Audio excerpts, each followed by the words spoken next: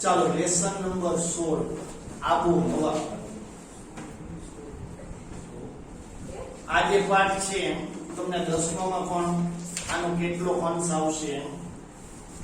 આબોહવા તમને પહેલો પ્રશ્ન પૂછાય, આબોહવા એટલે શું? તો એની વ્યાખ્યા જ આપી છે. આબોહવા એ વાતાવરણની લાંબા ગાળાની સરેરાશ પરિસ્થિતિ. આબોહવા કોને કહે? તમને પહેલો પ્રશ્ન પૂછાય તો આ એનો જવાબ જ છે. આબોહવા એ વાતાવરણની લાંબા ગાળાની સરેરાશ પરિસ્થિતિ. આપણે ભારતમાં રહી છીએ તો ભારતમાં શિયાળામાં દર વર્ષે ટાઢ જ પડે. લાંબા ગાળા એટલે તમે ગમે એટલા વર્ષ લઈ લો, શિયાળામાં દર વખતે ટાઢ જ, ઉનાળામાં ગરમી જ હોય, ચોમાસામાં વરસાદ જ. તો આ કાયમની સ્થિતિ છે. આને આપણે ભારતની આબોહવા કહીએ. સામાન્ય રીતે જે તે પ્રદેશ 35 કે તેથી વધુ વર્ષોની વર્ષા ઋતુ, 35 વર્ષ અથવા એથી વધારે વર્ષ એની આબોહવા ઉનાળા કે શિયાળાના સરેરાશ હવામાનની પરિસ્થિતિ પરથી એની આબોહવા નક્કી કરવામાં આવે. કોઈ પણ દેશ પ્રદેશની આબોહવા કઈ રીતે નક્કી થાય? તો છેલ્લા 35 વર્ષને એ લોકો ધ્યાનમાં લે. 35 વર્ષના સમયગાળા દરમિયાન શિયાળામાં શું પરિસ્થિતિ હતી, ઉનાળામાં શું પરિસ્થિતિ હતી, વર્ષા ઋતુ દરમિયાન શું પરિસ્થિતિ હતી, તો એ 35 વર્ષના સમયગાળાને ધ્યાનમાં લઈને ત્યાંની આબોહવા નક્કી કરે કે આ દેશની, આ પ્રદેશની આબોહવા કેવી છે. ટૂંકમાં આબોહવા એ ઘણા વર્ષોની લાંબા સમયગાળાની હવામાનની વિવિધ પરિસ્થિતિઓની સરેરાશ છે. વિવિધ પરિસ્થિતિઓની સરેરાશ. સરેરાશ કોને કે? દાખલા તરીકે છેલ્લા 35 વર્ષમાં શિયાળામાં કાયમ ટાઢ જ પડતી હોય, પણ એકાદ વર્ષ એવું હોય ટાઢ ઓછી પડી તો એને ધ્યાન ન લેવાનું. એકાદ વર્ષ એવું ગયું વરસાદ ઓછો પડ્યો તો એને ધ્યાને ન લેવાનું. સરેરાશ પરિસ્થિતિ જોવાની. હવામાન એ વાતાવરણની ટૂંકા સમયગાળાની સરેરાશ પરિસ્થિતિ. હવામાન કોને કહે? તો કે વાતાવરણની ટૂંકા ગાળાની. લાંબા સમયગાળાની હોય તો આબોહવા કહેવાય, લાંબો સમયગાળો હોય તો આબોહવા. પણ ટૂંકા સમયગાળાની પરિસ્થિતિ સરેરાશ જોવી હોય તો એને શું કહે? હવામાન. એને ત્યાં હવામાન ગરમ, કોકથી ગરમી વધુ હોય, કોકથી ઠંડી હોય. દિવસ દરમિયાન કોઈ પણ સમયે હવામાન બદલાઈ શકે, આબોહવા ન બદલે. આ યાદ રાખજો, હવામાન બદલાય. ઘણી વખત આપણે સવારે જોઈએ છીએ તો ધાબળિયું વાતાવરણ, આપણે એમ થાય વાત સૂર્ય નહીં નીકળે વાતાવરણ પ્રમાણે, પણ ઓચિંતા તમે જુઓ બહાર ક્યાંક નીકળે કલાકમાં આખી પરિસ્થિતિ બદલાઈ ગઈ, ફૂલ તડકો પડતો.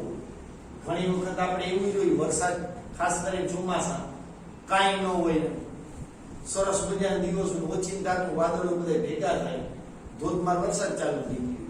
કારણ કે આપણે હવામાનમાં પલટો આવો શબ્દ વાપરે, ખાસ કરીને ન્યૂઝપેપરમાં ને એમાં. હવામાન શું છે? હવામાન ગમે ત્યારે બદલાય છે. હવામાન બદલવાનો આધાર હવાનું તાપમાન. હવામાં તાપમાન કેવું છે, હવાનું દબાણ કેવું છે, ભેજ કેવો છે, વરસાદ, ધુમ્મસ કે વાદળોનું પ્રમાણ વગેરે પર રહેલો છે. હવામાન બદલવાનો આધાર કેના ઉપર છે? હવામાન કઈ રીતે બદલાઈ શકે? તો એક તો તાપમાન. તાપમાન કેવું છે, તાપમાન ઉપરથી હવામાન બદલાય. પછી હવાનું દબાણ કેવું છે, હવા છે ઘણી વખત અતિશય, આખા વાતાવરણ ચેન્જ કરતા, ક્યારેક હવાનું દબાણ આવ ઓછું, વરસાદ વરસતો હોય ને વધારે પડતો પવન હોય વરસાદ લેતો. આપણે એમ થાય હમણાં કેવા કાળા ડીબાંગ વાદળા હતા ને, હવે કાંઈ નથી. હવાનું દબાણ, ભેજ, વરસાદ, ધુમ્મસ, વાદળોનું પ્રમાણ વગેરે ઉપર હવામાન આધાર રાખે છે. આપણી ખેતી પ્રવૃત્તિ પર હવામાનની ઘણી અસર થાય. ભારત છે ખેતી પ્રધાન દેશ, તો આપણી ખેતી ઉપર એ હવામાનની અસર થાય છે. ભારતીય હવામાન ખાતું સમગ્ર દેશનું રોજનું હવામાન દર્શાવવા નકશાઓ બહાર પાડે. ભારતનું જે હવામાન ખાતું છે આખા દેશનું રોજનું તાપમાન દર્શાવતા નકશા બહાર પાડે. તમે નેટ ઉપર સર્ચ કરો ને તો આખા દિવસમાં તમને વાતાવરણ કેવું રહેશે એનો ફોટો મોકલે. એનો ફોટો મુકાઈ દીધો. આ સમયગાળાથી આ સમયગાળા દરમિયાન ભેજનું પ્રમાણ કેવું હશે, તડકાનું પ્રમાણ કેવું હશે, પવન કેવો હશે, બધું એમાં જોવા મળે નકશા. એ જ કઈ ઓનલાઈન તમે મોબાઈલમાં જોઈ શકો. ખાસ કરીને હમણાં વરસાદ આવશે ને ચોમાસું, એમાં કયું વાદળું ક્યાં જાય અને ક્યારે કેટલો વરસાદ પડશે એના પણ નકશા મુકાય. અત્યારે ટેકનોલોજી એટલો બધો વિકાસ કરી લીધો કે ક્યારે કયા સમયે તમને વરસાદ પડશે એ તમને ખબર પડી. જે તે તમારે જામનગર જો જામનગરમાં શું સ્થિતિ છે તરત ખબર પડી જાય. જામનગરની, ગુજરાતની, ભારતની, કોઈ પણ દેશની પરિસ્થિતિ તમારે એના નકશા તરત તમને આમાં ઓનલાઈન જોવા મળશે. ભારત આબોહવામાં ઘણી વિવિધતાઓ અને વિલક્ષણતાઓ ધરાવતો દેશ. આપણા દેશમાં આબોહવામાં વિવિધતા જોવા મળે છે. ગુજરાત છે એ ઉનાળામાં જે પરિસ્થિતિ હોય એના કરતા રાજસ્થાનની આથી ખરાબ પરિસ્થિતિ હોય. રાજસ્થાનમાં ઉનાળામાં કેવા તડકા પડતા છે, આખો રણ પ્રદેશ છે. રાજસ્થાનનો 50% જેટલો ભાગ છે રણ પ્રદેશ છે. ત્યાંથી ઉપર જે કાશ્મીરનો ત્યાં ગરમી હોય ન હોય. ત્યાં ઉનાળામાં તમને 20 થી 25 ડિગ્રી આપણે અત્યારે સામાન્ય જીવીએ એવું વાતાવરણ હોય. શિયાળામાં જાય તો માઇનસમાં થઈ ગયું. એની બદલે આપણે અહીંયા શિયાળામાં જલસા કરતા હોય. બધી જગ્યાએ વાતાવરણની અદલા બદલી થાય છે, પણ ક્યાંક લાગતો ક્યાંક નુકસાન થતું હોય. એટલે વિવિધતા આબોહવામાં આપણે વિવિધતા જોવા મળે છે. અને વિલક્ષણતાઓ એટલે દરેક જગ્યા છે એના લક્ષણો છે એમાં પણ વિવિધતા જોવા મળે. ઉનાળામાં ગુજરાતના લક્ષણ અલગ, સૌરાષ્ટ્રના પાછા એથી અલગ.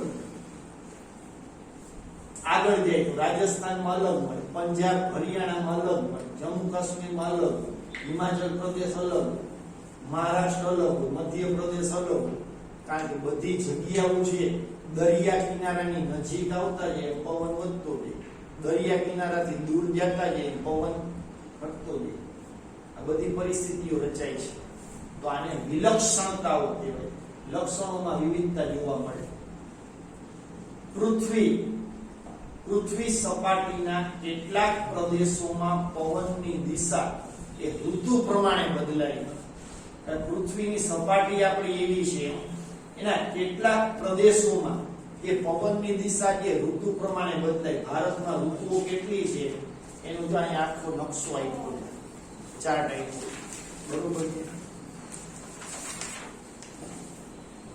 જેમાં ખાલી આપણે ઋતુ ચક્ર જોઈએ તો અહીં જોશું. અત્યારે ખાલી નજર કરીએ ઋતુ ચક્રમાં ખાલી 3 સીઝન દેખાય: શિયાળો, ઉનાળો, ચોમાસું. પણ દરેકમાં પાછી બબે બીજી ઋતુ આવશે. શિયાળો હોય તો શિયાળામાં હેમંત ને શિશિર ઋતુ આવે. ઉનાળો હોય તો એમાં વસંત ઋતુ ને ગ્રીષ્મ આવે. વસંત ઋતુમાં તો કે તમને બહુ મજા આવે, અને ગ્રીષ્મમાં તો કે આ ચૈત્ર ને વૈશાખના તડકા આવે ખતરનાક. ત્યાંથી આગળ વધીએ ચોમાસામાં તો વર્ષા ઋતુ ને શરદ ઋતુ આવે. આપણે જે શરદ પૂનમ આવે ને, શરદ પૂનમ પછી શરદ ઋતુ પૂરી થઈ ગઈ અને પાછી શરદ પૂનમ જાય પછી ધીમે ધીમે હેમંતમાં આછી ઠંડી ચાલુ થાય અને શિશિરમાં ધ્રુજાવી એવી ટાઢ પડે. એટલે જો આપણે ઈથી આગળ વધીએ તો તમને દરેકના સમયગાળા આપ્યા. શિયાળો ક્યારે આવે તો ઓક્ટોબર, નવેમ્બર, ડિસેમ્બર, જાન્યુઆરી. આ 4 માસ દરમિયાન. પણ ઓક્ટોબરમાં હજી વર્ષા ઋતુ છે એ ગઈ. હજી તમારે આગળ પાછા ફરતા મોસમી પવનોની ઋતુ બધું આગળ હમણાં ભણવાનું છે. પણ ઓક્ટોબર નવેમ્બરના એન્ડ થી શરૂ થાય 15-17 તારીખ પછી ડિસેમ્બર જાન્યુઆરી આ સમયગાળા સુધી હોય. ત્યારે ફેબ્રુઆરી માર્ચ એપ્રિલ ને મે આમાં 4 માસ દેખાઈ છે. પણ આ 4 માસ એટલી બધી ગરમી ન હોય. ફેબ્રુઆરી વસંત ઋતુ જાય ને પછી ગરમી ચાલુ થાય, ખાસ કરીને ચૈત્ર મહિનામાં. અત્યારે આ ચૈત્ર મહિનો જ છે, બરોબર. અત્યારના તડકા તો હજી વૈશાખ મહિનામાંથી વધુ તડકો પડશે. ભાઈ જેઠમાં થોડી નિરાત થશે અને અષાઢમાં પણ ઓમ ચૈત્ર છે. કાર્તક માસમાં ગુજરાતી મહિને આમાં એમ નહીં સર, જો માર્ચ નીચે ચૈત્ર છે તો એપ્રિલ હાલે છે ને, તો ત્યાં વૈશાખ. એવું નથી, એ સમયગાળા દરમિયાન હોય. માર્ચ એપ્રિલમાં તો કે ચૈત્ર મહિનો હાલતો હોય એવું જરૂર ન. હમણાં ગયા વર્ષે કેવો કહેવાય પરસોત્તમ મહિનો આવી ગયો ગયા વર્ષે, એટલે એમાં ફેરફાર હોય. ગુજરાતી મહિના ખાસ કરીને હિન્દુ મહિનાઓ છે એમાં આગળ પાછળ આવતા હોય એવું જરૂર નથી. આજ કે અહીંયા તમને દેખાયું માર્ચમાં તો ચૈત્ર જ હોવો જોઈએ, એમ તો આમાં ફેબ્રુઆરીમાં ફાગણ દેખાડે છે. એની બદલે હોળી આવી હતી હમણાં 29 તારીખે, 29 માર્ચે. શું કામ નહીં? ઓલો આખો એક મહિનો વધી ગયો. હજી હવે એ મહિનાને એડજસ્ટ કરતા કરતા કેટલો સમય લાગશે? કઈ પાછું આ ઋતુ ચક્ર આવી જશે.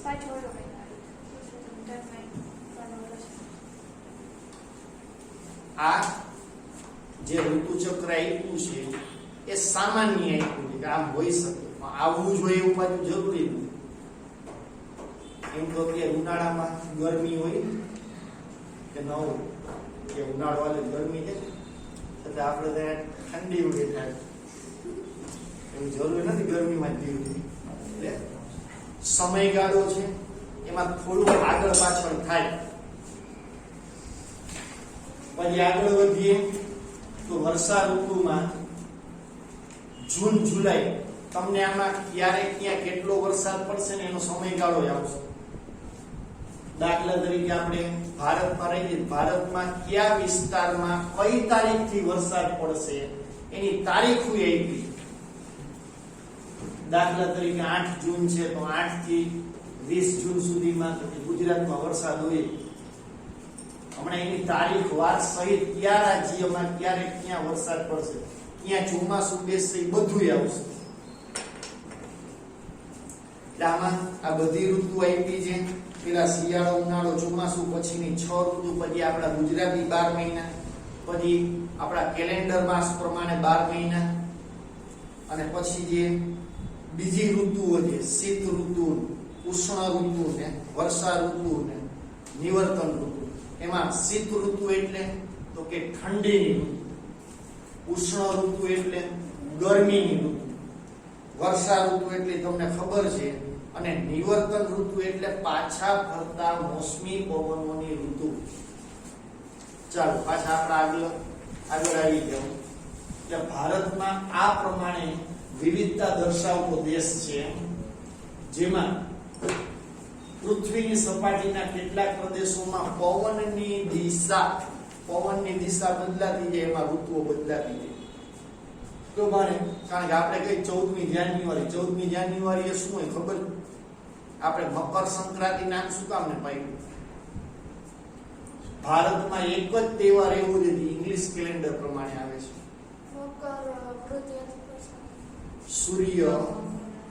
સૂર્ય મકર રાશિમાં પ્રવેશ કરે છે એટલે.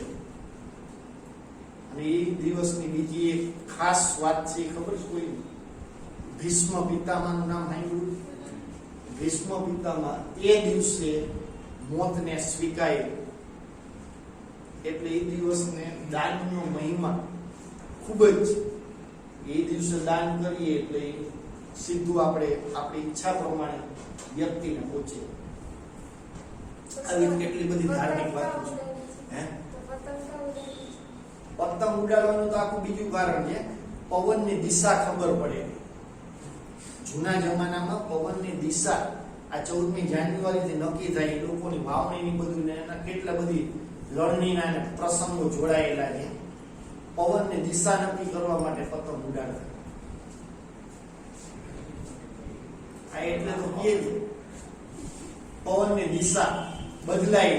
આમ ઋતુ પ્રમાણે દિશા બદલાતા પવનોને મોસમી પવન કહેવાય.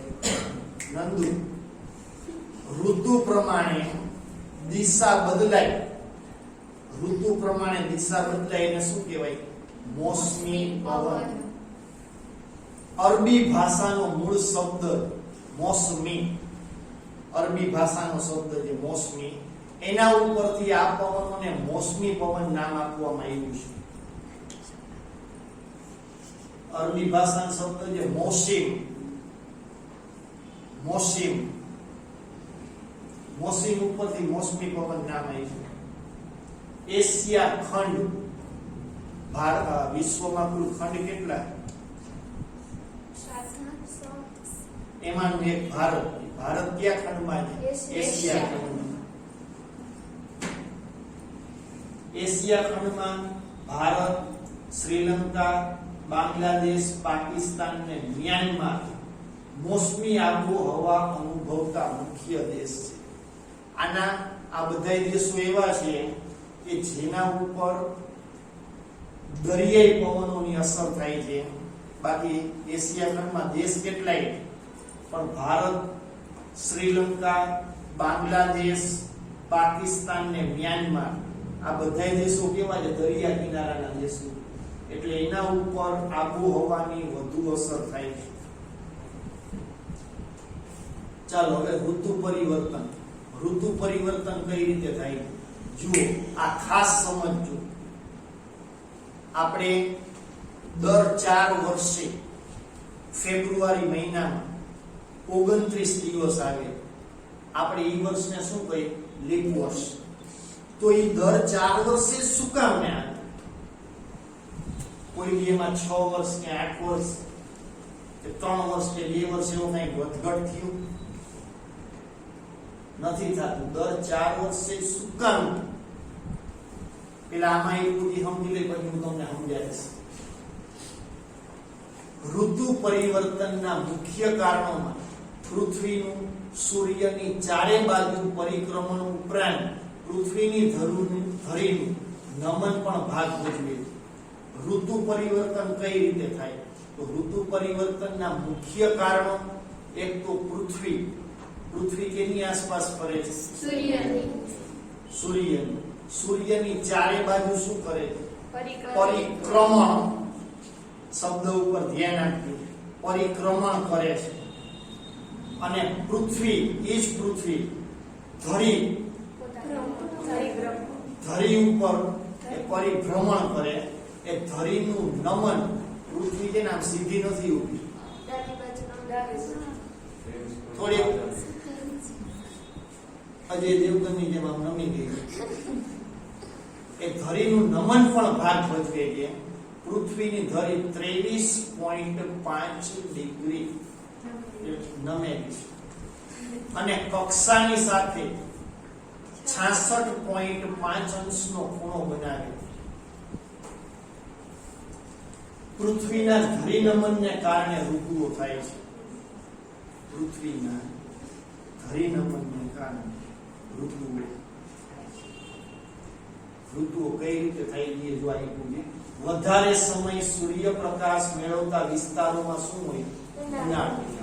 અત્યારે સૂર્ય છે એની બરોબર સામે પૃથ્વી છે અને એમાં આપણા આ બધા પ્રદેશો છે. ક્યાં? પંજાબ કયો, હરિયાણા કયો, રાજસ્થાન કયો, ગુજરાત કયો, મહારાષ્ટ્ર કયો, આ બધા છે ને બરોબર એની સામે પડ્યા છે. એટલે અત્યારે આપણે બધા ઉનાળાની સ્થિતિ અનુભવીએ છીએ.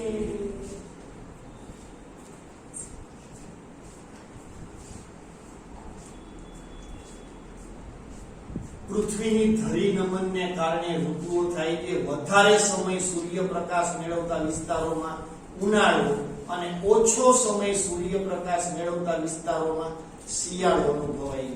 હવે પૃથ્વીના એ જ ભાગમાં અત્યારે ભારત છે, એનો આપણો જે ભાગ છે એ બરોબર સૂર્યની સામે, તો જે એના ઓપોઝિટ સાઈડમાં હશે પૃથ્વીના ગોળામાં પાછળની સાઈડના જેટલા ભાગ હશે ત્યાં બધે શું હશે? શિયાળો. 22 ડિસેમ્બર આ યાદ રાખજો. 22 ડિસેમ્બર સૂર્યના કિરણો મકર વૃત્ત પર પડે છે. ત્યારે 22 ડિસેમ્બરે મકર વૃત્ત ઉપર પડે. આથી દક્ષિણ ગોળાર્ધમાં, દક્ષિણ એટલે કયો ભાગ? નીચે. કકેતવાળો, કેતક. દક્ષિણ ગોળાર્ધમાં ઉનાળો અને ઉત્તર ગોળાર્ધમાં શિયાળો અનુભવાય છે. 22 ડિસેમ્બરે શિયાળો ક્યાં ચાલુ થઈ ગયો હોય? કાશ્મીરમાં. ફૂલ બરફ પડતા હોય એવી સ્થિતિ થઈ ગઈ હોય. તેથી ભારતમાં રાત્રિ લાંબી અને ઠંડી અનુભવાય છે, કારણ કે ત્યારે નીચે સૂર્ય અંકલ નીચે હોય, ઉપર કાંઈ ન હોય. ઉપર સાંજે તમે 5:30 પોણા 6 થાય ને ત્યાં અંધારું થઈ ગયું અને સવારે લગભગ 7 વાગ્યા સુધી અંધારું જોવા મળે. બરોબર છે. 12 થી 13 કલાક રાત્રિ હોય અને ઠંડી હોય. એવી જ રીતે 22 ડિસેમ્બર પછી પરિસ્થિતિ ક્યારે બદલાય? 21 જૂને કર્કવૃત્ત તરફ સૂર્યના લંબ કિરણો ના, આમાં ઈ નથી, સૂર્યના કિરણો લંબ ઉત્તર ગોળાર્ધમાં પડતા હોવાથી દિવસ લાંબો બને. આપણે ખરેખર છે દિવસ લાંબો ક્યારે થઈ જાય? શિયાળાનું પ્રમાણ ઓછું થઈ જાય, ખાસ કરીને હોળી જાય પછી દિવસ ઉપર 14મી જાન્યુઆરી સૂર્ય જે મકર રાશિમાં પ્રવેશ કરે ને એટલે પરિસ્થિતિ આપણે બદલાઈ ગઈ. આ સમયગાળો આપ્યો. 22 ડિસેમ્બરે સૂર્યના કિરણો મકર ઋતુ ઉપર પડે અને 14મી જાન્યુઆરી મકર રાશિમાં પ્રવેશ કરે ને એટલે આપણે દિવસ છે એ મંડે ધીમે ધીમે લાંબો થવાને રાત્રિ ટૂંકી થાય. હાલ 21 જૂને કર્કવૃત્ત તરફ સૂર્યના લંબ કિરણો છે ઉત્તર ગોળાર્ધમાં પડતો હોવાથી દિવસ લાંબો બને છે. હવે ધરી ભ્રમણ ને કક્ષા ભ્રમણ આ ખાસ સમજજો. ધરી ભ્રમણ એટલે સૂર્ય છે એ પોતાની ધરી, સૂર્ય કયો પૃથ્વી કયો બધે પોતાની ધરી ઉપર ભ્રમણ કરે એને શું કહેવાય? ધરી ભ્રમણ. અને કક્ષા ભ્રમણ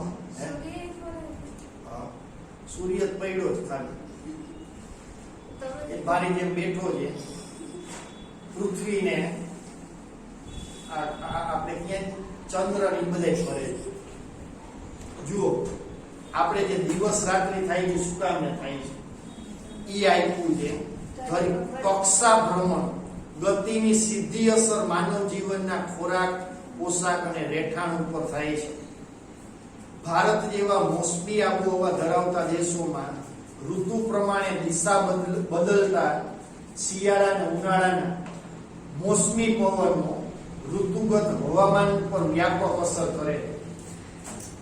ધરી ભ્રમણ ને કક્ષા ભ્રમણ આપણે સૂર્ય છીએ એમને પડ્યું, બરોબર? સૂર્યની આસપાસ કોણ ગતિ કરે?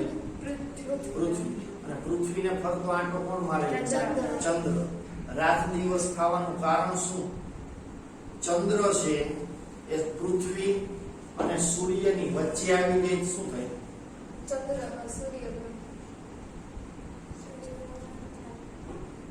ફરીથી કહું છું, સૂર્ય છે, પૃથ્વી સૂર્યની આસપાસ ફરે છે, બરોબર?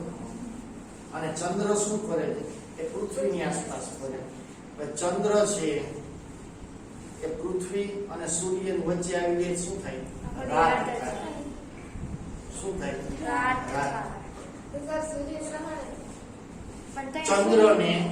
ચંદ્રને સૂર્યની આસપાસ ચંદ્ર ને પૃથ્વીની આસપાસ ફરતા સમય કેટલો લાગે છે? મારે જે મેઇન પોઈન્ટ સમજાવવાનો છે.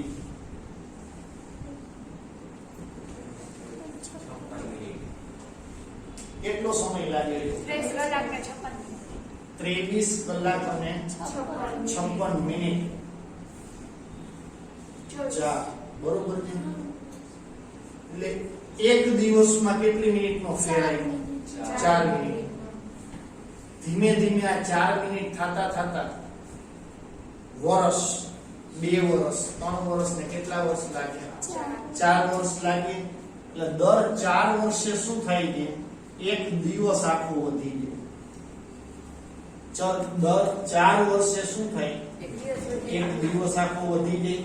આ એક આખો દિવસ વધે, અંતે એ 4 વર્ષે શું થાય છે? એક લીપ વર્ષ આવે છે ને. લીપ વર્ષ આવવાનું કારણ આ.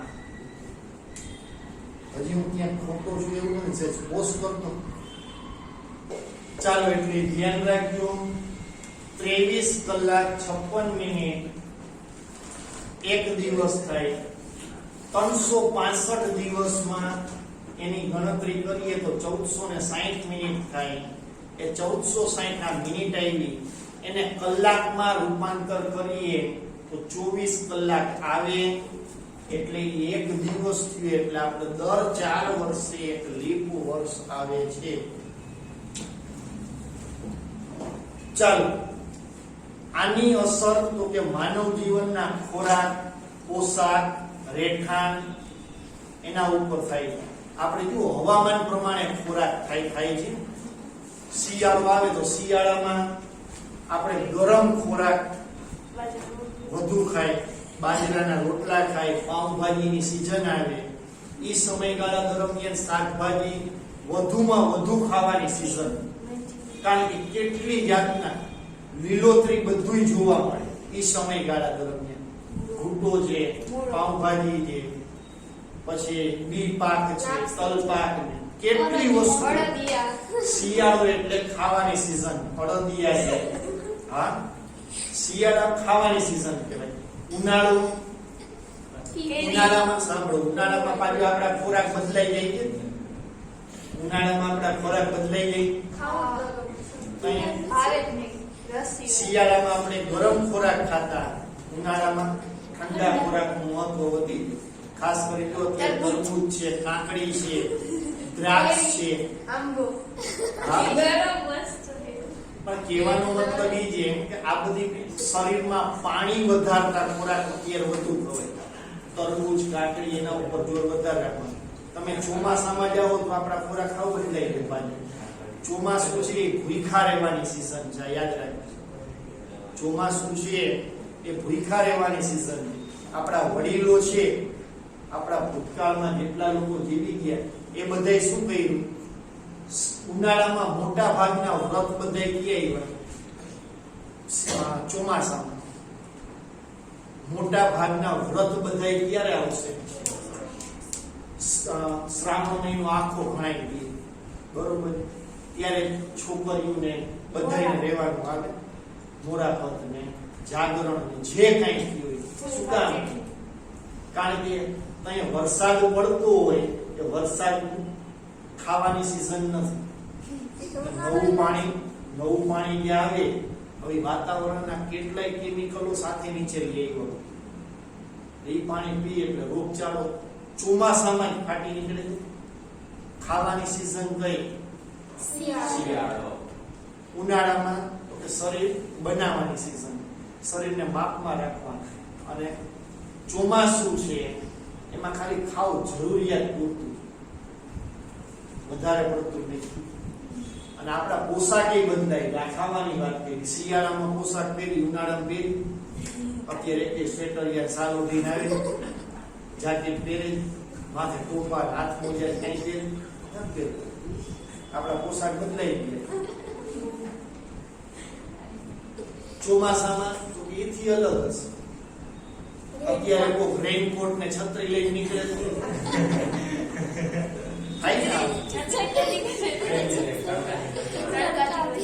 પણ આખી પરિસ્થિતિ અલગ લાગે. સર તડકાથી બચાવી અને શિયાળામાં કોક સલમાન ખાન નો જેમ નીકળે ખુલ્લા બોડી એનો એટલે આપણા ખોરાક પોશાક રહેઠાણ ઉપર આની અસર થાય છે. શિયાળામાં બારીઓ બંધ જ હશે, ઉનાળામાં એક બંધ રહેવાનું બંધ જ છે. એસી ચાલુ છે. ભારતમાં આપણે બધી ઋતુઓનો અનુભવ કરીએ છીએ. દરેક ઋતુના હવામાનને આગવા લક્ષણો આપે છે. આથી જ આબોહવા મોસમી આબોહવા તરીકે ઓળખાય છે.